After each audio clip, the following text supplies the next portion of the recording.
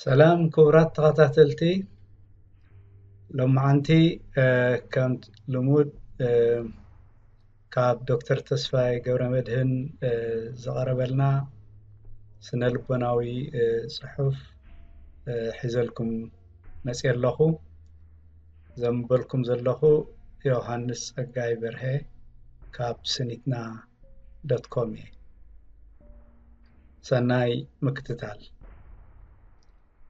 كم فقاد أملاخ كاب حد حدنا مكبر يسمر ناي حد حدنا متحبر بدكتور تسفاي قبر مدهن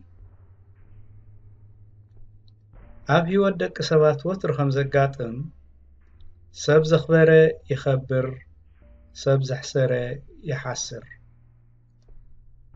ንሰባት እንተኽቢርና ንገዛእ ርእስና ንኸብር ንሕፈር ንሰባት እንተዘየኽቢርና ግን ንገዛእ ርእስና ንሓስር ንድፈር እዚ ማለት ከዓ ንዝኾነ ሰብ እንተኽቢርና እቲ ዘኽበርናዮ ሰብ የኽብረና ንዝኾነ ሰብ ተዘየኽቢርና ግን እቲ ዘየኽበርናዮ ሰብ የሕስረና ስለዚ ንገዛእ ርእስና ክንከብር ወይ ክንሓስር ዝድርኹ ምኽንያታት ኩሎም ካብ ገዛእ ርእስና ዝነቕሉ እዮም ክብረት ኣብ ነፍሲ ወከፍና ክህሉ ዝኽእል ኣብ ሓድሕድና ምክብባር ክህሉ ከሎ ጥራይ ምዃኑ ክንርዳእ ይግባእ ኣብ ዕለታዊ ህይወትና በቶም እንሪኦምን ነንጸባርቆምን ጠባያትና ባህርያትና ሃንደበትና ስነ ምግባርና ክንፍረድ ክንምዘንን ክንግመትን ባህርያዊ እዩ ከም ዝፍለጥ ዘይዘራእናዮ ኣይነፍርን ዘየፍረናዮ ከዓ ኣይነሓፍስን ትዕቢት ንዕቀት ኩርዓት ኣንነት ትምክሕቲ ቀርሕንቲ ክፍኣት ክሕደትን ጥልመትን እንተዘሪእና ዝኾነ ሰብ ኣየኽብረናን ስለዚ ከዓ ንሓስር ንድፈር ንነዓቕ ንፈኩስ ንዝለፍን ንዋርድን ሕውነት ቅንዕና ትሕትና ክብረት እምነት ምስጋና ርህራሄ ለውሃትን ሕድገትን እንተዘሪእና ግን ዝኾነ ሰብ የኽብረና ንሕፈር ንምስገን ንረዝን ንኸብድ ንነኣድን ንፍቶን ሰብ ኣይጽላእካ ኢሎም ወለድና ከም ዝምዕድና ንሕና እውን ንሓድሕድና ክንከባበር ከለና ናብቲ ቅዱስ መንገዲ ኣምላኽ ይመርሓና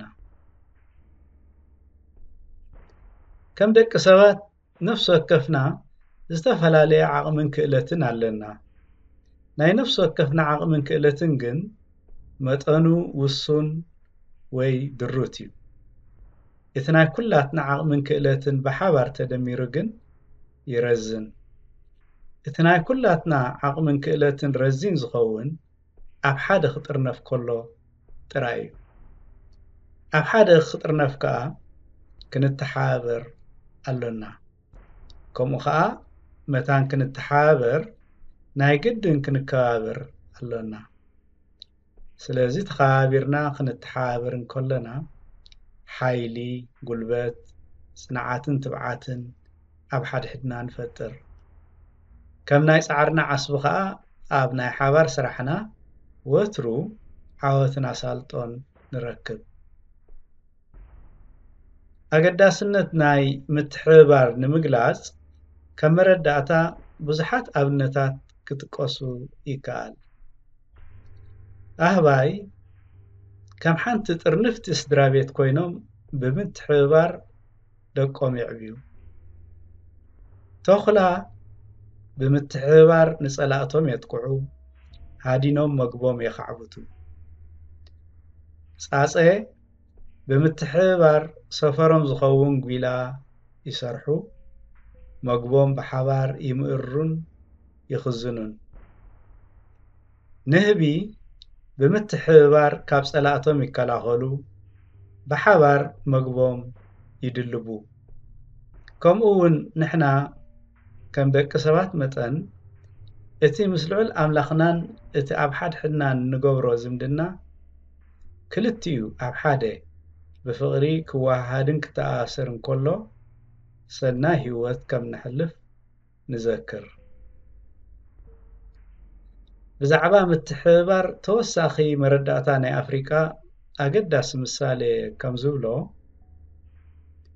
ክትቅድም ኢልካ ቀልጢፍካ ክትጎይ እንተደለኻ ንበይንኻ ጉየ፣ ትቕድሞ ሰብ ግን የብልካን። ኣብ ሙግያይካ ገለ ዕንቅፋት እንተጋጠመካ ግን ዝረድኣካ ዝኾነ ሰብ ኣይትረክብን። ርሑቕ ክትከይድ እተደለኻ ግን ብሓባር ምስ ሰብካ ጉየ፣ ምስ ሰብካ ከዓ ትዕወት። ኣብ ሙግያይካ ገለ ዕንቅፋት እንተጋጠመካ ዝረድእ ሰብ ምሳኻ ኣሎ። ኣብ መጽሓፍ ቅዱስ መክብብ 4:9-11 እንታይ ይብል? ክልተ ካብ ሓደ ይበልጹ፣ ምኽንያቱ ብሓባር ዝሰርሕዎ ፍርያት ብዙሕ እዩ። ሓደ እንተወደቐ እቲ ሓደ የልዕሎ። እቲ ንበይኑ ዘሎ ሓደ ሰብ እንተወደቐ ግን መን የልዕሎ? ክልቲኦም ብሓንሳብ እንተደቀሱ ይሞቑ። እቲ ሓደ ሰብ ግን ንበይኑ ኣይመውቕን። ስለዚ ቅዱስ መንፈስ ምክብባርን ምትሕባርን ኣብ ሕብረተሰብና ዓሲሉ እንተደኣ ሰሪጹ ፍርያትና ይብርክት፣ ፍቕርና ይድልድል፣ ህይወትና ይቕደስ፣ ሰላም ይነግስ። መልክዕ ላም ስብሒ መልክዕ ሰብ ህዝቢ ይበሃል። እዚ ማለት ዝሰብሐት ላም ኣብ ዕዳጋ ክቡር ዋጋ ተውፅእ፣ ከምኡ ከዓ ብሰቡ ዝተኸበ ወይ ብህዝቡ ዝተማእከለ ዝኾነ ሰብ ይኸብር፣ ይሕፈር፣ ይምዕርግ። ሓቂ እዩ ነፍሲ ወከፍና 1000 ህዝቢ ክንከውን ኣይንኽእልን ኢና። ነፍሲ ወከፍና ነቲ 1000 ህዝቢ እንተተሓዊስናያ ግን ንገዛእ ርእስና ንኸብርን ንረዝንን። ነፍሲ ወከፍና ከዓ ነቲ 1000 ህዝቢ ተወሳኺ ሓይሊ ወይ ድምፂ ንኸውን። ድምፂ ህዝብና በብእጃምና ኸነሕይል ከለና ኣብ ዕለታዊ ህይወትና ኣወንታውን ኣድማዕን ለውጢ ነውሕስ። ብፍቓድ ኣምላኽ ነንበይንና ንውለድ፣ ነንበይንና ንመውት፣ ነንበይንና ግን ኣይነብርን። ሰብ ናብ ሰቡ ኣራዊት ናብ ገረቡ ከም ዝበሃል ከም ሰብ መጠን ምስ ሰብና ኣብ ሓደ ሰፈር፣ ከባቢ፣ ዓዲ፣ ቁሸት፣ ወረዳ፣ ኣውራጃ፣ ሃገር ተጠርኒፍና ተኸባቢርና ብሓባር ንነብር። ኩላትና ሰብ ኢና ንብል። ሰብ ኢና ካብ በልና ሰብ ንኹን። ሰብ ካብ ኮንና ሰብ ዝገብሮ ንግበር። ሰብ ዝገብሮ ካብ ገበርና ናብ ሰብና ንልገብ፣ ናብ ሰብና ንቕረብ፣ ናብ ሰብና ካብ ለገብና፣ ናብ ሰብና ካብ ቀረብና፣ ካብ ሰብና ኣይንፈለይ፣ ካብ ሰብና ኣይንርሓቕ። ከም ደቂ ሰባት ካብ ሰብና ከይተፈለና፣ ካብ ሰብና ከይረሓቕና፣ ብፍቕርን ስኒትን ተጠርኒፍና ኣብ ሓድሕድና መንፈስ ምትሕብባር ከነደልድል ኣምላኽ ይርዳኣና። ኣብ ዝምድና ደቂ ሰባት ሳሕቲ ከም ዝኽሰት ካብ ምልግጋብ ኩሉ ይእከብ፣ ካብ ምትእኽኻብ ኩሉ ይቀራረብ፣ ካብ ምቅርራብ ከዓ ኩሉ ይሕቆፍ፣ ካብ ምትሕቑቓፍ ኩሉ ይጥርነፍ፣ ካብ ምጥርናፍ ኩሉ ይስለፍ፣ ካብ ምስላፍ ኩሉ ይቃለስ፣ ካብ ምቅላስ ኩሉ ይዕወት፣ ካብ ምዕዋት ኩሉ ይፋቐር፣ ካብ ምፍቕቓር ኩሉ ይዛመድ፣ ካብ ምዝምማድ ህይወትና ይሕደስ፣ ይቕደስ፣ ህዝብና ይደዓዓስ፣ ይከሓስ። ካብ ዝበለጸ እንታይ ኣሎ ደስደስ? ነዚ ደስታ እዚ ከነውሕስ ናይ ፖለቲካ፣ ሃይማኖት፣ ጾታ፣ ብሔርን ወገንን ዘሎ ፍልልያትና ኣወጊድና ንሓድነትን ንስምረትን ብሓባር ንበገስ ንገስግስ መንፈስ ምክብባርን ምትሕብባርን ምስ ኩላትና ይኹን።